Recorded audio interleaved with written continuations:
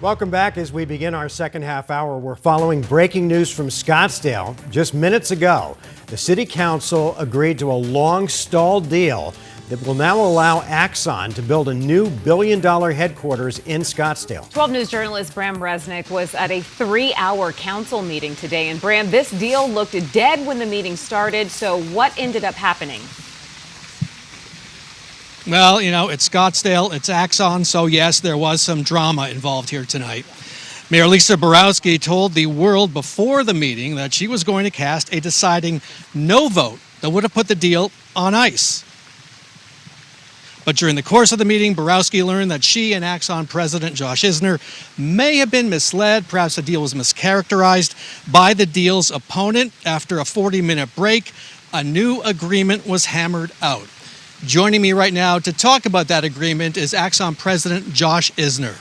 So, some drama there. What was Lisa Borowski told? What were you told? And she realized in the middle of the meeting that something wasn't quite right there.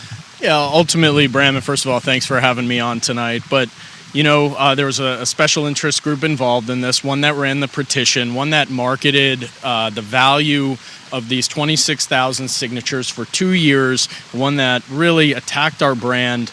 And at the end of the day, for 50 less apartments, they were willing to set all of that aside, move forward with not pursuing the election anymore, and we just thought that was wrong. So we called that out in City Council. I think that was news to the mayor, and I think it was news to several people in there. And once they heard that and saw the evidence of that, I think their opinion on the issue changed.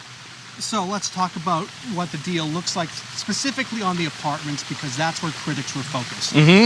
Yeah, we're very happy to arrive at the compromise. It certainly was a compromise. We still believe, you know, we could have filled up more than 600 units with our own employees. And at the end of the day, though, being in Scottsdale is important to us. The company was founded here. Rick, our founder, is from here. And so ultimately, the compromise was the right thing to do to get to a place where everybody felt good, reset the narrative around this project, and get back to doing our jobs, delivering world-changing impact to public safety and communities.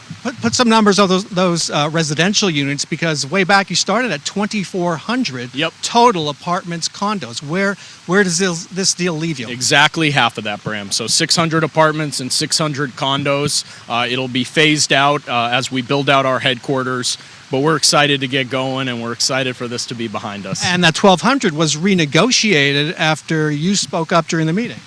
That's correct, and I appreciate the entire council for being willing to listen. And once they saw evidence of what we were talking about, I think we reached a deal that, even in Taze's own words, were better than the deal they proposed at 700 units. And so hard to find any losers in this one. It was winners all around. Last question: does this agreement allow Axon to go forward with groundbreaking? Absolutely, yes. We're very excited to do so. How soon? Call it late Q1, early Q2. We still got to do a few things on our end to put a shovel in the ground, but it feels good to say we're closer than ever.